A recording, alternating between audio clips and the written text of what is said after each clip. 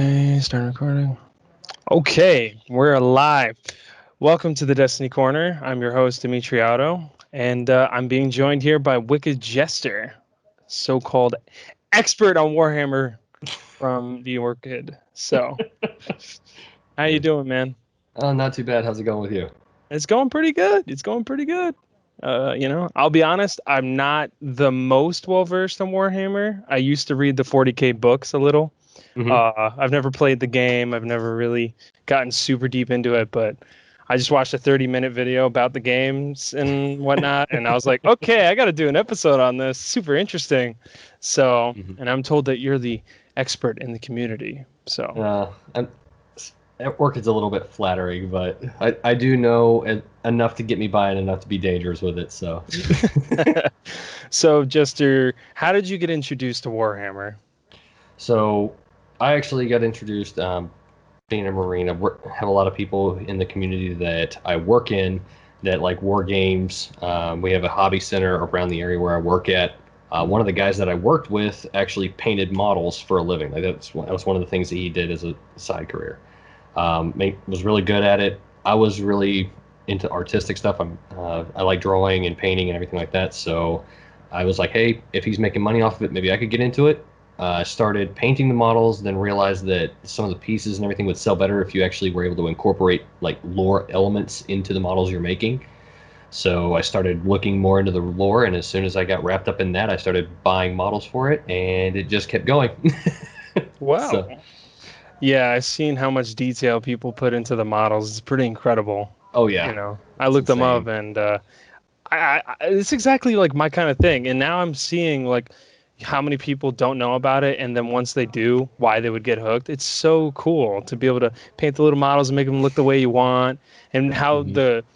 the company Games Workshop encourages people to like customize them however Hmm. which way they want to. It's so Yeah. interesting. Hmm. So, do you have a particularly favorite faction? I do. I have two favorite factions or two favorite armies that I like playing. One is the Black Templar, which is a Mm. Space Marine army, and one is the Night Lords, which are a Chaos Space Marine army. All right, all right. So, And is there any faction you just really don't care for at all? mainly Necrons, which my girlfriend plays. So, Why all she the hate towards the Necrons? when I first got introduced, it was back towards the end of seventh, beginning of eighth edition, and Necrons had just gotten an update that made them extremely powerful. So Necrons were the absolute meta, and their resurrection capabilities on the battlefield were just so stupid. It was just ridiculous. It's like you couldn't keep them dead. And that's when your wife started playing them? Mm-hmm. Right. So. So, I would assume that you're pretty well versed in the lore. Mm-hmm. Hmm. So, is there any faction whose lore just really speaks to you? Like you're just like, oh, that's so So cool. So the Night Lords were actually the faction that I picked because of their lore. Okay. They're one of the few factions in Chaos that straight up, as a large group, don't or don't what's the word I'm looking for? Go towards being religious in the Chaos God aspect. They actually denounce the Chaos Gods for the most part and push out anybody who does worship the Chaos Gods. Uh, there Really? are there are certain war bands within the Night Lords that do like Chaos and that have worship the gods and everything like that. But in large part, the Legion itself believes that Chaos is just another tool, and Mm. they look they look down on anybody who actually practices anything of a religious sort with the Chaos Gods. But Oh. their battle techniques and their methods of warfare are just in the books that they have out are just so incredibly terrifying and amazing. It's just awesome. Um, I think probably my favorite story on that was about a one of the Night Lords that got stranded on a planet by himself, and they have what are called psychers in Warhammer 40k, Hmm. uh, and he basically this Night Lord found a group of psychers, locked them up in a dungeon, tortured them and blindfolded them so they couldn't do anything but hear the tortured sounds of the other psychers around them dying. Hmm. uh, Built this up for weeks on end, and then as a way to communicate back home after torturing these guys for weeks on end, lifted the blindfold of the last psyker right before he stabbed him through the chest, and that was the last thought on that psyker's mind was the Night Lord's face. So it broadcast across the mental spectrum, and that was his way of getting the attention of the people back home. Oh wow. So Now that's an intense Yeah, like story. it's just some of the stuff that they've talked about in that has just been absolutely insane, and I love the gruesomeness of their Legion. So. Mhm. Wow. And what brought you to that Space Marine faction, the normal one? So the reason why I like the Black Templar is actually I find them ironic for the most part. Okay. The Imperium itself has a very self-righteous like look on itself. It has a very turn a blind eye to my own sin kind of Yeah. mentality, and there's none that exemplify that any more than the Black Templar. They are the righteous soldiers that are convinced of their own superiority, that are absolute, that the religious zealots of an absolute cause that see no fault or at all in the Imperium or the Emperor, but draw strength from the fact that they refuse to see the negativity in that. So the religious zealotry was the reason why I picked them. I just thought that was funny. They're just blind to anything. They're just like, nope, this is the way it is. Yep. I always found the Space Marines to be super interesting. I didn't know as many details about them until I saw this video on YouTube and found out, like, is it true that they spit acid or something?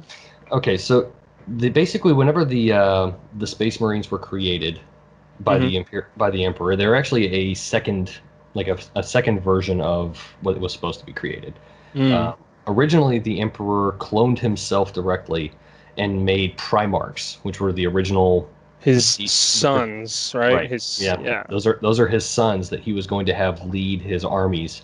Unfortunately, they were kidnapped by Chaos. So whenever this happened and they were kidnapped by Chaos, the Emperor decided to have a fallback plan and create the Space Marines. And the Space Marines were meant to be these perfect super soldiers that could conduct warfare in any climate, in space, in frozen tundra, in lava planet, just wherever, with the goal of reestablishing the human empire throughout the galaxy. So yes, they could spit acid. They also have a gland that allows you to clone them directly from their own bodies. They have it. It's I'm trying to remember the progenitor gland. I think no, it's something like that. There's a gland in there that they basically pull gene seed from, and that's what they use to clone them and to create more Space Marines.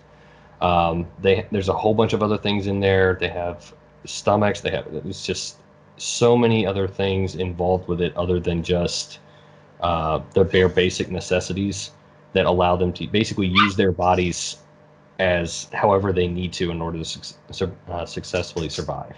They can lose limbs and be perfectly fine for days without bleeding out. So yeah, it's insane.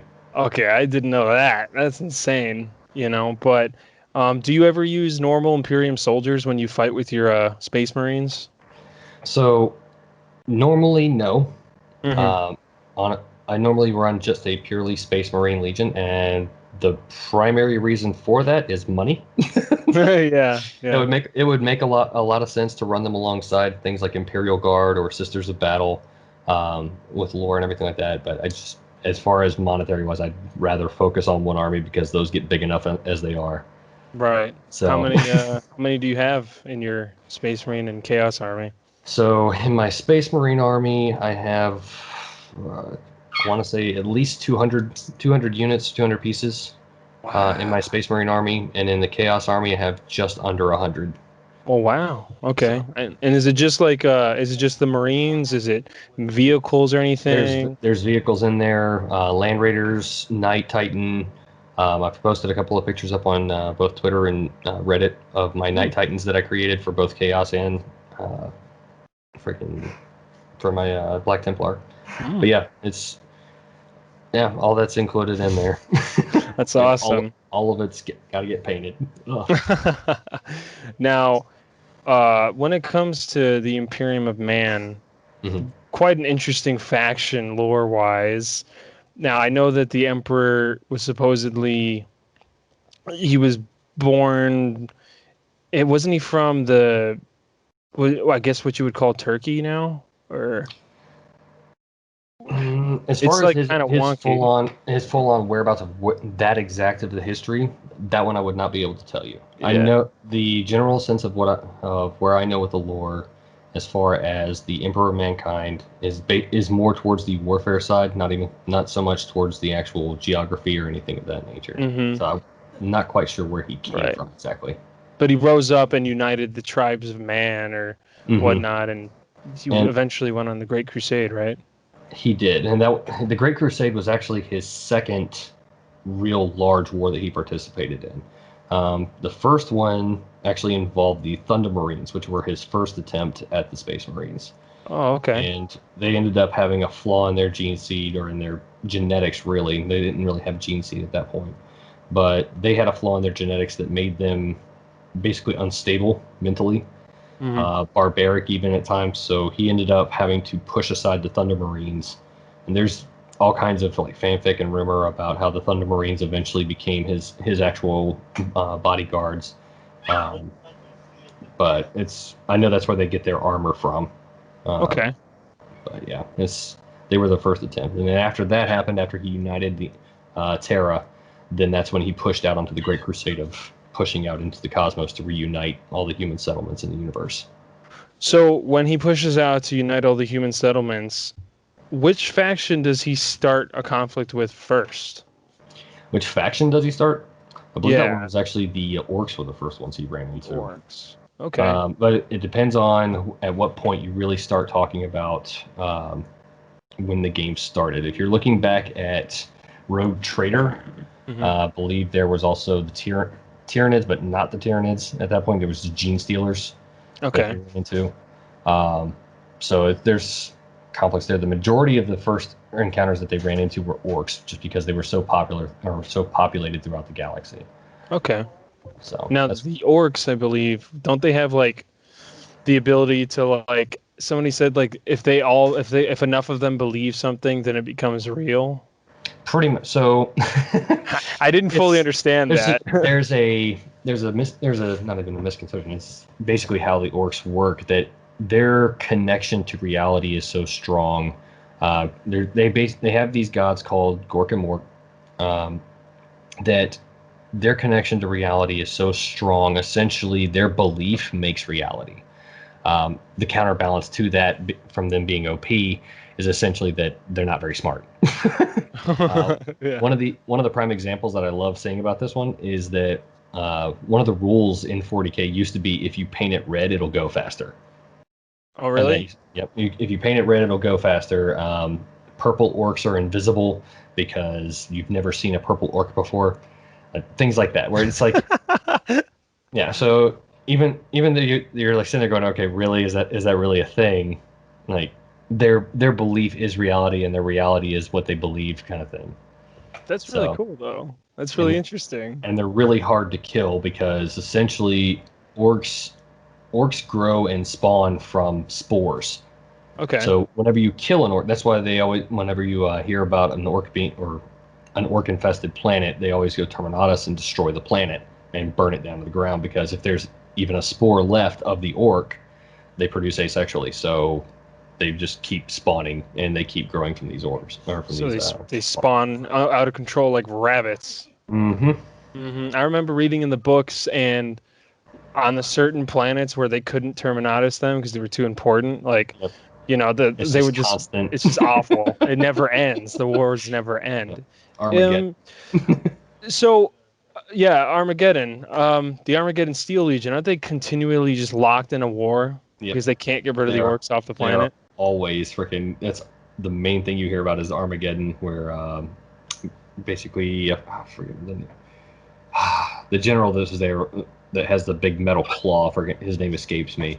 Mm-hmm. But yeah, that's the biggest story about the Imperial Guard and the orcs just constantly going to war with each other for years on end.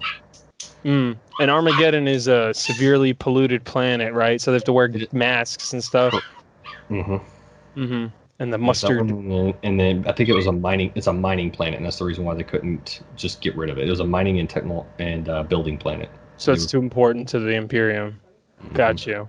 Yeah, because I always found them super interesting. I always had two legions I found super cool, like to me Mhm. personally, from the books and from the way obviously from the way they looked. But Uh-huh. it was the Armageddon Steel Legion. I probably got in love with that Legion just off of one piece of concept art somebody did of all of them locked into a massive battle and they're like in their trench and Uh-huh. there's the orcs on the other side and I was just like, Oh oh, yeah. they're awesome. I have to use those guys. And then the Death Corps of Krieg, Yep. what I thought was super interesting. Now, do you know Well, much about the Death Corps?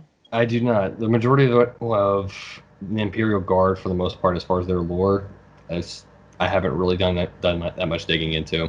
Mhm. So I know that they are the ones from Forge World that have the gas mask and everything on them. I know that they're the ones who they're probably the best looking Imperial Guard troops by far. Mhm. So Yeah. uh,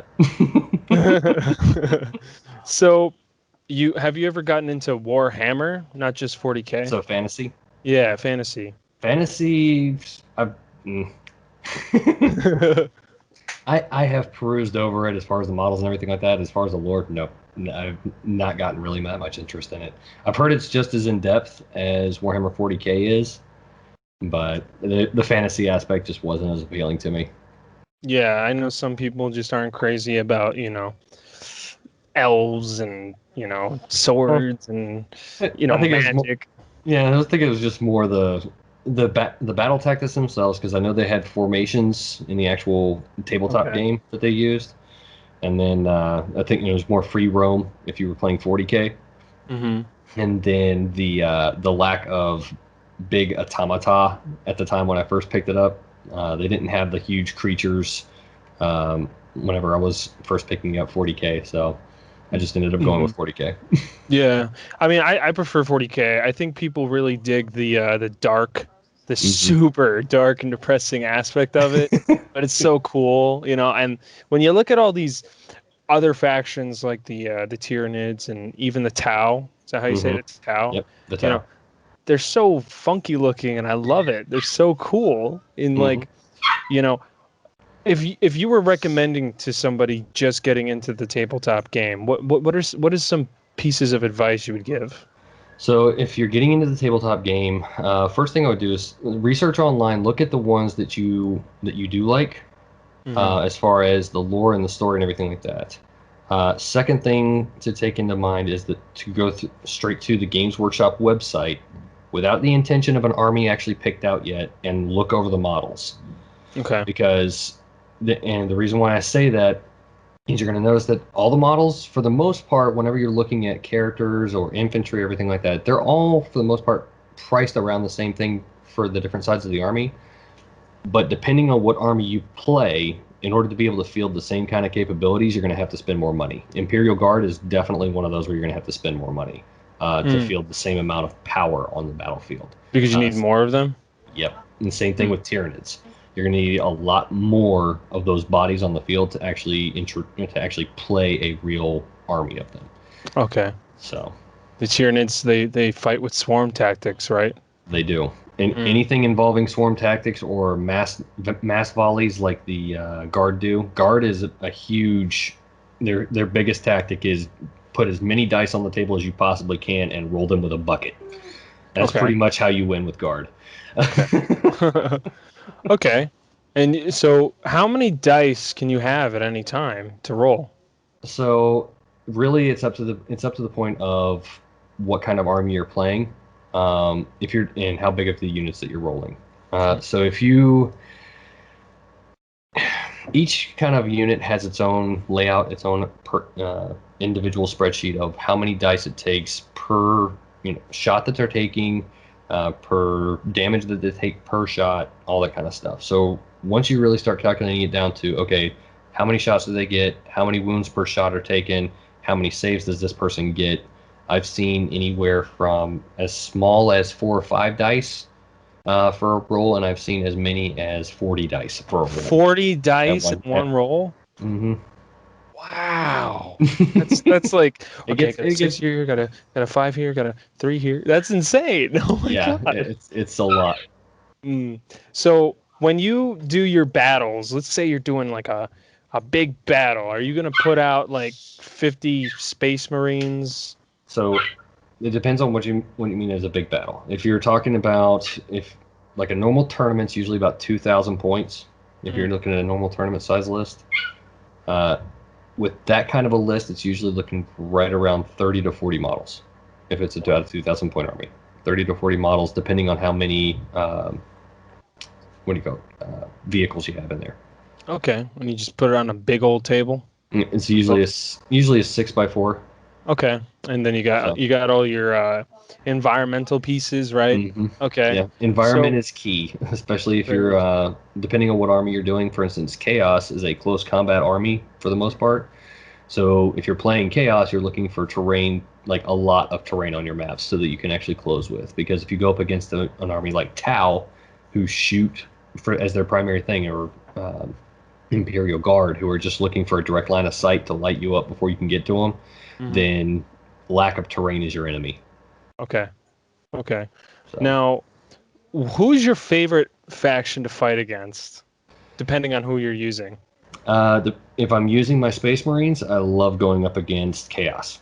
Okay, The reason I like doing that is because the Space Marines get extra points against going against Chaos Marines.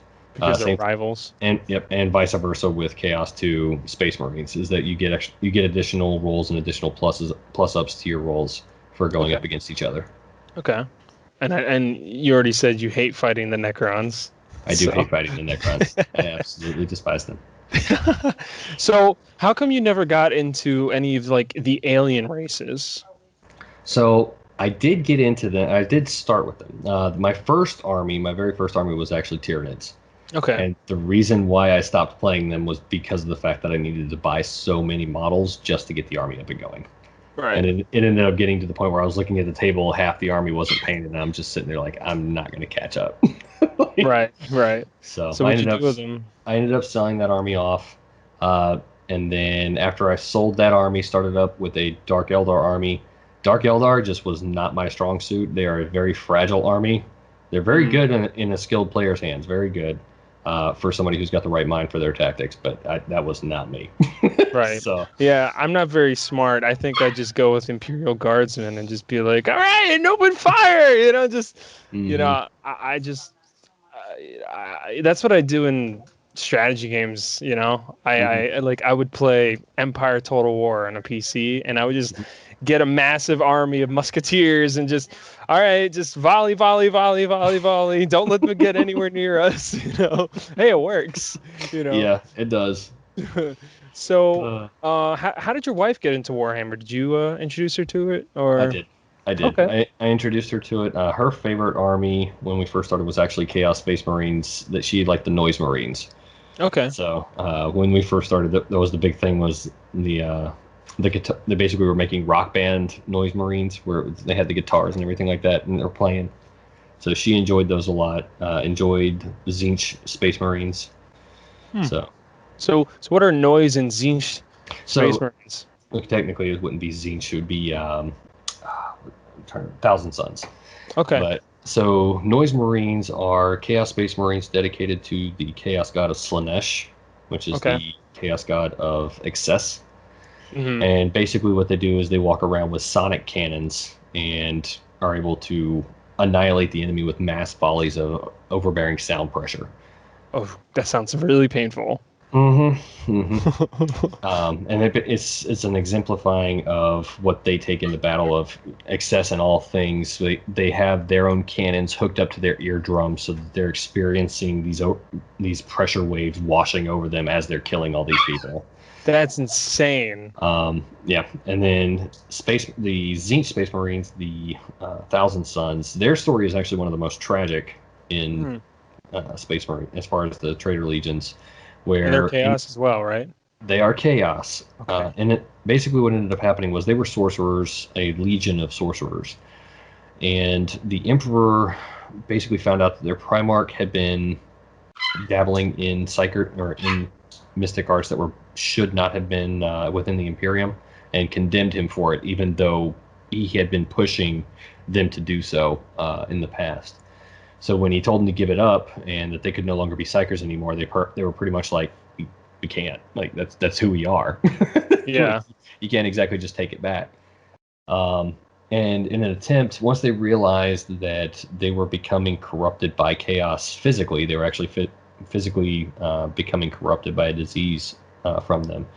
One of their sorcerers, Ahriman, decided to try and correct this with a mass spell over his entire legion that actually ended up sealing the legion inside their armor and turning their bodies to dust. Oh my God. And that was a I'm trying to remember the name of the spell because it's in the Thousand Sons. It's actually a very important piece of their lore, but it's essentially Chaos God Tzeentch, who's the Chaos Lord of Change. He basically pulled a trick on Ahriman and did one of those, yeah, you're going to save your legion or you'll save them from the disease kind of things, but I'm not going to tell you what the price is going to be. Yeah, see, for Joker, this would be really cool for him because that sounds like something from Destiny, the Ahamkara Wish Dragons, where, yeah, I'll give you your wish, but, Yeah, Tzeentch very much pulls that a lot. He is a trickster god among, if anything. Okay. He loves screwing with people's plans in this effort of making his own mass plan. So Okay. Now, when it comes to the Imperium, the Emperor's Space Marines, the golden ones that protect him, what are they called? I'm actually trying to remember that now. Right, they have like a Latin type name, right? They do. I'm trying to remember the actual name of them. Something Astartes, right? Something Stratus Astartes. I know they have the golden armor with like the red hair thing. It's the Adeptus Custodes. There we go. Okay, the Custodes. Yeah. The Custodians. Now, does anybody ever play with those? Can you play with those? Oh yeah. They have. They actually came out with those last edition. They actually came out with Custodes armor.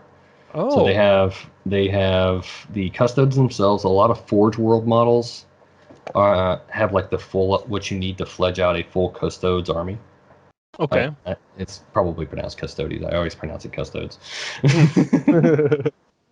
But yeah, so they recently came out with that and made them a playable faction. They're their own faction? They are their own faction as well. Okay. So when I'm saying faction, I'm saying essentially they have their own rule book. Okay. So it's not necessarily separate of the Imperium of Man, but like they're one of the allies and one of the different armies that you can play. You can actually make them a full army. So I think what I'm getting is, so there's the Imperium of Man, so you can choose to play, okay, I'm going to play Imperium of Man, and then I can choose between the Custodes and the Super Marines, there's different, and do they all have their own rule book, or? So many of them have their own rule book. So you got the Custodes have their rule book. The Imperial Guard has their own rule book. You've got the Adeptus Mechanicus, which has its own rule book. The Space Marines, which have their own rule book. And then the Blood Angels also have their own rule book. Oh, really? So they're separate from other Space Marines. Yes, they get their own little special treatment. Okay. I believe Dark Angels also have their own. Okay. And now the Custodes are technically Space Marines, right? They are, but they're essentially elite versions of Space Marines. Like they are a step above the Space Marines, just like the Space Marines were a step above the Thunder Marines. Okay. So and the Custodes, aren't they, lore-wise, they're technically not supposed to ever leave the grounds of the palace, right? And that is not correct. They can leave. Okay. They can leave the grounds of the palace so long as they are in support of an imperial mission, basically of importance to the throne. Okay, so they can only leave if they have a permission slip, as you could say. Pretty much, yeah. Okay. They have to be directly tasked by the throne to pursue. Okay. Now, you don't play as them, but are they pretty strong to use right now? They are extremely strong. They're one of those where they are very similar in strength as probably I'd say comparable to Grey Knights would probably be the best thing. If you're familiar with how effective they are on the battlefield. I've been told that the Grey Knights are really strong, but they're not the easiest to use. Yep. Grey Knights win with being extremely powerful with small numbers. Okay. So, and that's the same thing So with the custodes. Or what custodians. would you say to someone who has like a big army of Grey Knights? That'd be kind of ridiculous, wouldn't it? Depends on what kind of armies you're playing, or it depends Yeah. on what kind of tournaments you're trying to get into. Is it fair to have a huge army of Grey Knights? So it's perfectly fine because every time you go into a battle with somebody, they have a balancing system where it's essentially you pick either points, power level points that you're doing, or just standard points, point system based off a model that you're doing whenever you Okay. go into play. So you both players agree to a limit of you can only bring this power level or this many points worth of models to the battlefield, Okay. and that kind of makes it even. There are certain scenarios where you can play it where people are bringing different power levels to the battlefield, but there's rules and stipulations within those gameplay scenarios that dictate how much of that power level gets put on the field at specific junctures. Like you have to reach such and such um, of a goal. There's battlefield goals where you have to reach point B and capture it with none of the enemy on there, and then reinforcements can arrive. That kind of thing. Okay. Okay. Now, the Custodes, are they the same type of thing where they're really strong in small numbers? Yes, Okay. they're very strong in small numbers. So you'd bring them in as like a bolster to your army. Like you'd have a small group of them. Okay. Ah, they must be expensive. They are. Yeah. They must be a whole Points wise, nightmare. Right. they're expensive. They're not that much more expensive than normal Space Marines as far as actual money. Okay. They must be a pain to paint though. So painting is one of those things that, as I tell many people who talk to me about it, the more practice you get, the better, the easier and better your paint jobs are going to get. Okay. Because a lot of times with or at least what I've found with my paintings is that the more practice I get with it, the more shortcuts I find. Mhm. A lot of stuff that you do where you see like either models have been caked on paint and it's like, okay, well then just put on less paint at a time. Or they're like, oh, well, I can't capture these details. And it's like, okay, well, use a wash and just wash over the model and you'll see a lot of those details automatically pop. Okay. So it's not necessarily that they take more time to paint. It just depends on the level of detail that you want to put into the model and the kind of look that you're going for with it. Okay. Well, I know I'd be insane then because I love the detail. I love seeing what people do. Hmm. It's pretty remarkable what I've seen people do. And just the level of customization. Have you customized any of your units, like personally? I have. I have my own personal Emperor's Champion that I actually based off of a fan art picture that I found online that somebody had done of a Emperor's Champion.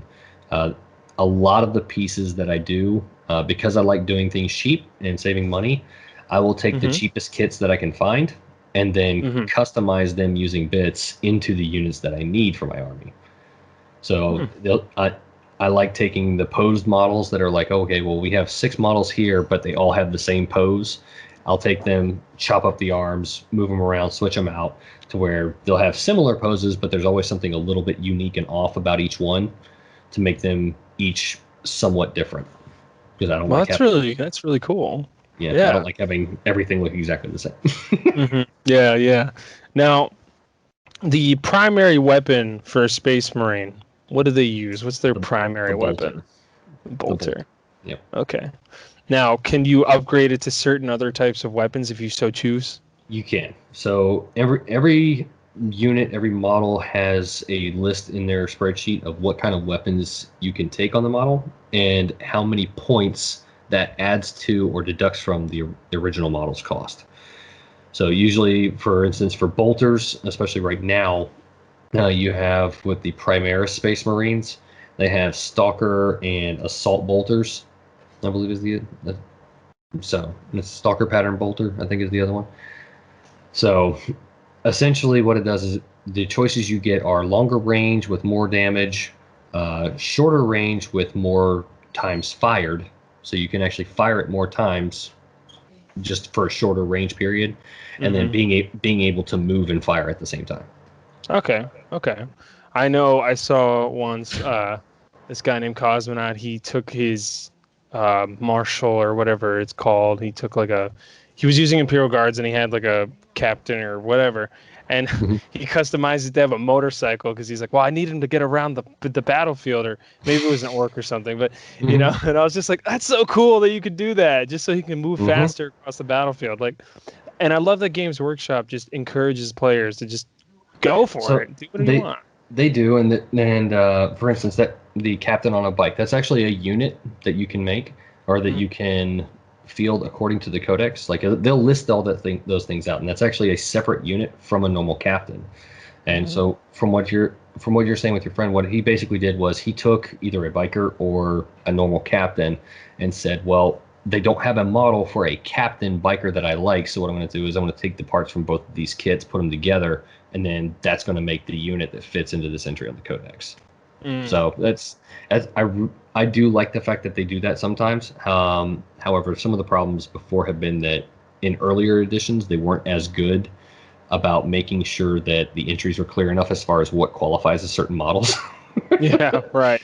So there have been times where that's been kind of iffy, but those were much earlier generations. They've been a lot better about making sure that it's clear what each kind of model looks like, and then getting an actual model out there for you to use.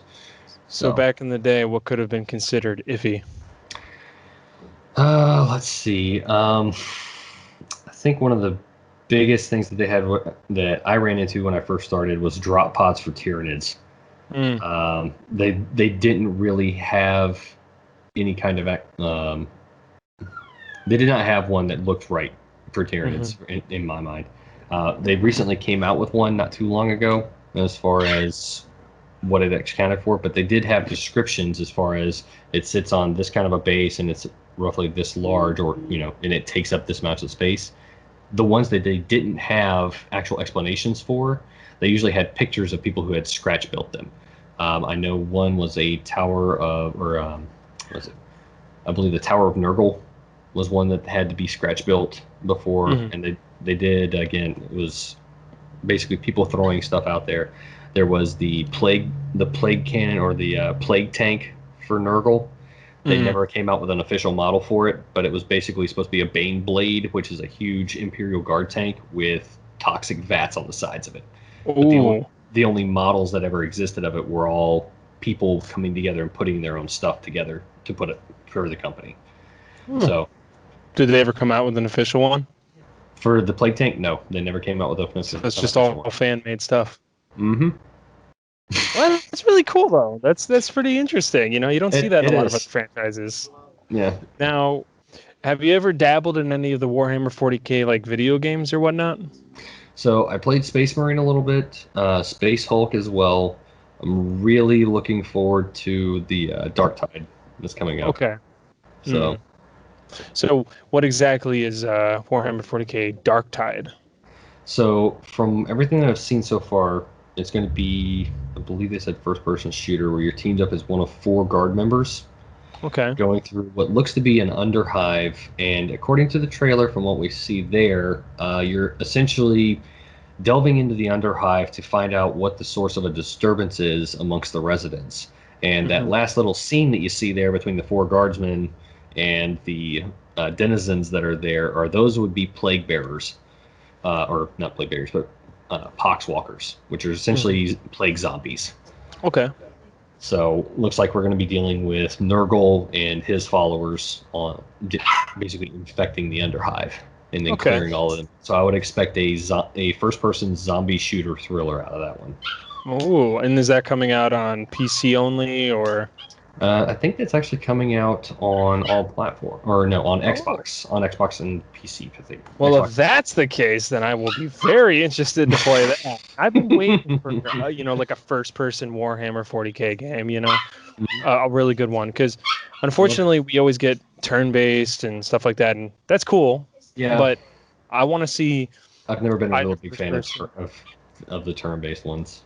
Yeah, see, I don't like turn-based games because I just hate like not being able to do anything, Hmm. just watching my characters get killed, like it drives me crazy. you Yeah, know because it's different when you're playing like a tabletop game with dice and all that. Like I can live with yeah. that because it makes sense, but when you're playing like a video game, it just, to me, like a video game is supposed to be like a fluid thing.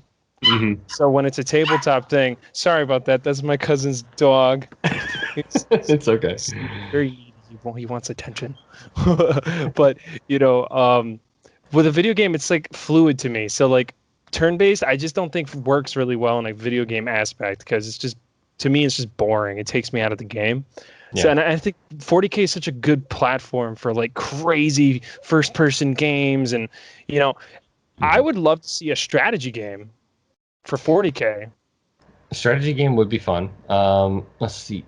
By strategy, are you talking about like for Like RTS, like StarCraft and like stuff, deploy and your army, build up your army, Command and deploy Conquer? it. Yeah, I'm trying to think if they did have one. I want to say they did. I Have mean, one they for did. They did. fantasy. They do have one. Excuse me. It's Dawn of War. Dawn of Mm. War is actually the Warhammer 40K equivalent to that. And is that on console? Or is that just PC? That's PC, from what I remember. Oh my god! Looks like I'm gonna have to get a PC. All right, I'll do it for that. Just for that. Did you ever play that? I had played a long time ago. I think I played when the first Dawn of War came out, but it wasn't that much. I was not heavy into the actual strategy games at that point. I was more into Command and Conquer for that, as far as that Command and niche. Conquer was awesome back in the day, the original ones. Yeah. I loved when I first started playing on PC. This is like back in the day. I'm talking like it's back in the day for me. I'm only 24, but back in my day, I remember I was playing Total Annihilation. That was my thing. That's, for all you listeners, that is an old game. And if you look at it now, it looks like dog shit. But it's fun. There's a certain niceness to it. It's going retro. It was simple. It was very simple. Was. And honestly, I kind of prefer that. It's just a straight up, here's your army, make it, go to battle. That's it. Like, and it did that very well. So, and I always thought, because that game was so much about like Supreme Commander, you're swarming the enemy with your army, and I just always felt like 40K, like, I would love to just command like a massive army of guardsmen with a couple Space Marines and just take it into a huge battle with Tyranids. And I think in this generation, especially with the new consoles coming out, and PC's always evolving, this would be the perfect time for one. I would like to see that. I think I don't know. I've never played on a strategy game on console.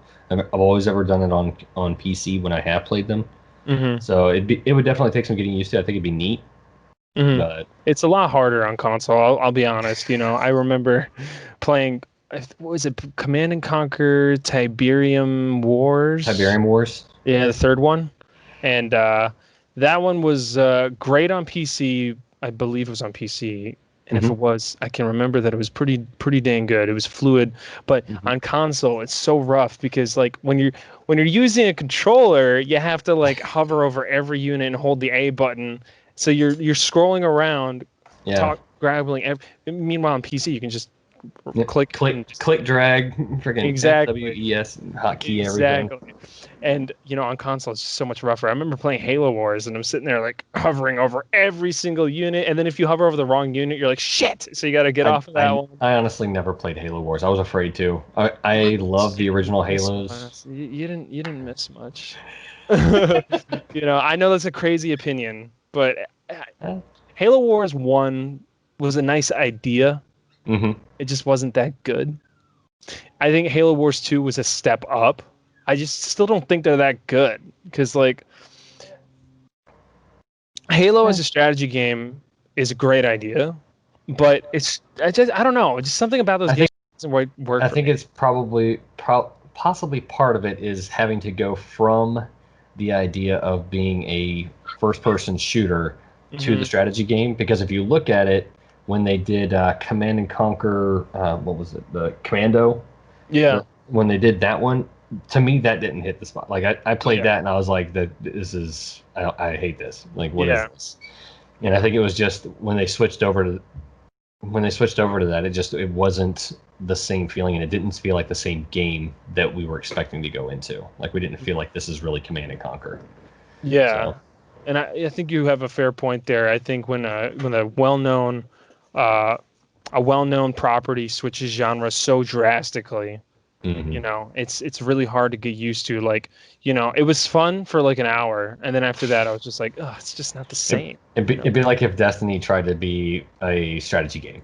Like, Yeah, can you I was just thinking that would be like can you awful. imagine if you tried to do that? It's like Yeah, the awkward feeling, just sitting there looking at it like this doesn't feel right. yeah. I do think Halo would work strategy wise if it was Hmm. kind of like I don't know if anybody remembers Empire at War, but the space battles in Star Wars Empire at War. It was a PC game and it Hmm. was a strategy game. Now there was, I believe, land-based combat, but nobody ever played that. It wasn't that good. But the strategy combat in space was awesome because you could Hmm. like a fleet of star destroyers and you know that was really fun. So I think Halo would work like that if you could have like the max stations and the frigates and Because dreadnoughts. you're, and Uh, then part of that's because you're covering a part of Halo that wasn't in the actual game of Halo, and I think that would be exactly. yeah, that would cover down really well. Yeah, because I remember in Halo Reach when we got that one mission where you're flying in space and everybody went crazy. They were like, "Whoa, can we finally have this?" And it's like it's one mission, and you're Hmm. like, "Oh, okay," but that would work.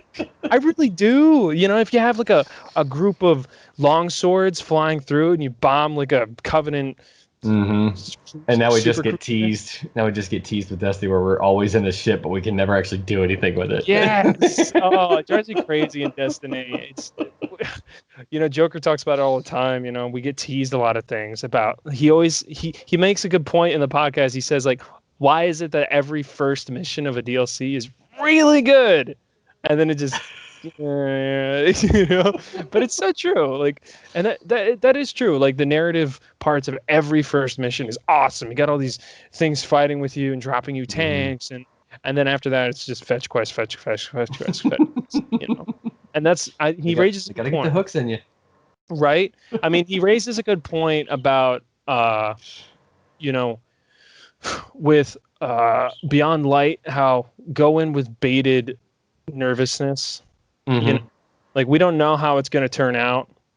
So, I'm excited, but not overtly excited. Yeah, Yet I don't want to get too hyped up for it. You know what I mean? gotcha.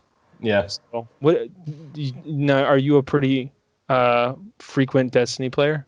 I am. Hey, and do you play on? What's your preferred method of playing? In what manner? As far as console, PC, and that Yeah, stuff? yeah, console. I'm a PC. PlayStation 4. Oh, So come on, man. You gotta they play hooked me with the Xbox and play exclusives. What can I Joker. say? Well, there's no more exclusives now, so there's nothing stopping you. This is true. But no, in actuality, I actually have accounts on across all three. So Well, then you should play with me and Joker on Xbox at some point. Yeah, at some point, I would love to do that. yeah, we could do like a live stream or something. That'd be fun.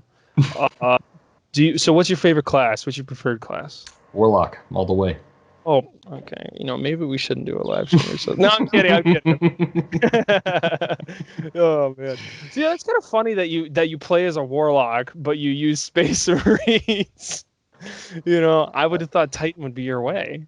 There's a lot of people that think I should be a Titan for a lot of different reasons. So military, Space Marines, all that stuff. Yeah. But no, I like my books. Okay. All right. Yeah. Did you see the new? There's a new emote in the store of reading Hmm. a book. Yeah, I might just buy that because I have the Grimoire anthologies and I love reading, so that's Yep. like my thing. So, uh, what did you do before you got into Warhammer? Really, as far as before I got into Warhammer with the hobbies, the main thing I had done, or main thing I was doing, was playing video games with Halo, and that really was because I had just moved out of the house not too long prior to that. I had just joined the Marines, so it was it was pretty much playing video games and going to work. No, and, thank you for your service. Appreciate it. Yeah, And appreciate it. I mean, it kind of makes sense that you were a Marine and you use Space Marines. It's all starting to make sense now. I'm starting to Yeah, get onto this now. yeah, it gets there. What did you do in the Marines? What was your job? Ammo, basically a bullet counter. So Badass. yeah. Yeah, I think that's cool as Uh, shit. Yeah. Yeah. Freaking so how long were you in the Marines for? Still in, going on Oh. 16 years now. Excuse me, going on 17 years. Wow, congratulations. I appreciate it. Thank you. What's the current rank now? Gunny. Gunny. Wow. Okay, that is cool. All right, and listeners understand that is very cool. Okay, I believe there's not that many of them, right? Yeah, there's quite a few of us. Yeah. You don't really start whittling it down until you start getting a little bit higher. Master Guns, yeah, all of them. Yeah. Okay. So, Gunny's still fairly regular.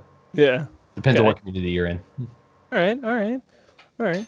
And what's your preferred weapon to give your Space Marines? Preferred weapon to give my Space Marines is Storm Bolters. Okay. Yeah, because I What love more dice. They give you double shots, so Double shots. more dice for you to roll, just half the distance. Sounds kind of like a long version of Crimson. Pretty much. That's the idea. Okay. I have to ask, what's your favorite exotic in Destiny 2? In Destiny 2? In Destiny 2? Yes. Okay, so weapon wise. I'm kind of torn. I'm kind of torn here. Okay. Because I know which one is good, like what my favorite, like as far as probably best performing exotic that I've seen is, and I know which one I like using. Okay. Best one I would say performing wise is La Monarch. Okay. Just because the high impact, high damage, and just how close you can get to killing them with one shot. Mm-hmm. But my favorite one is Rat King. Really? Mm-hmm. What about the Rat King speaks so I enjoy being an invisible warlock. Okay. A lot because nobody expects to be shot from something they can't see above them. Okay. That's an interesting play style. Mm-hmm. All right. Yeah, and then exotic armor would be Nezarec Sin.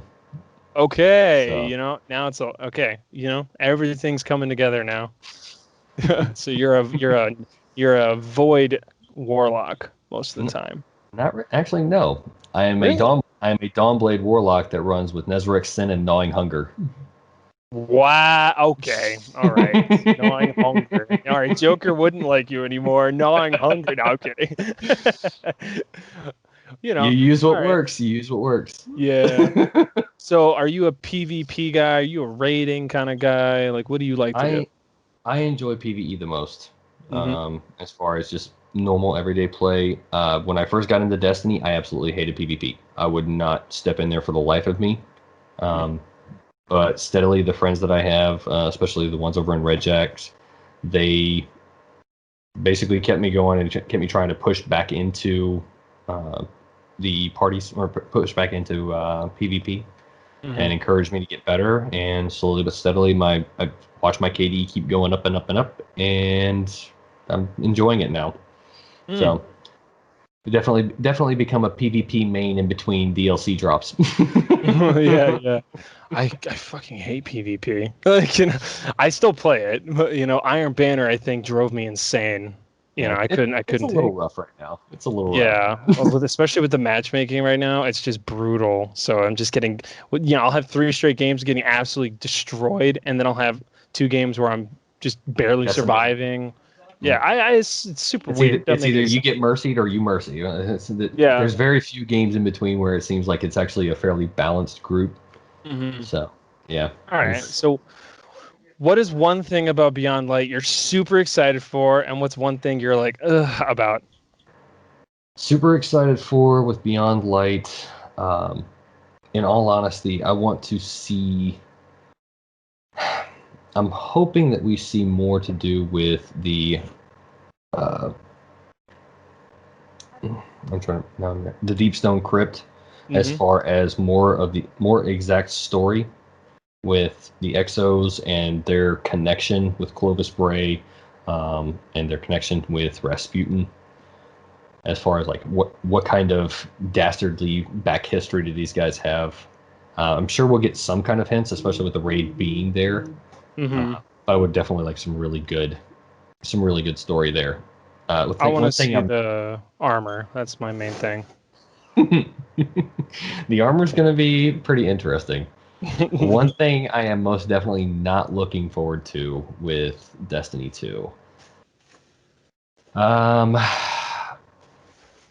In all honesty, I would probably say any further PvP changes, because those usually come with quite a bit of salt.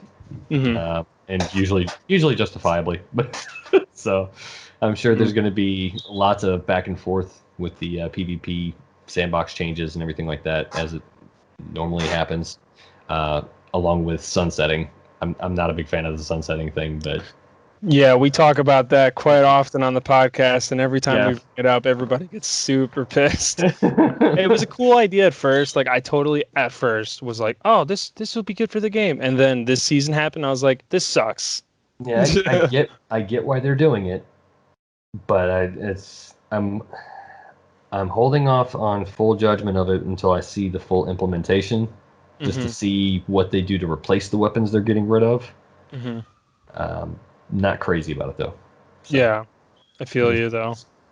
And have you been playing any of the Solstice of Heroes so far?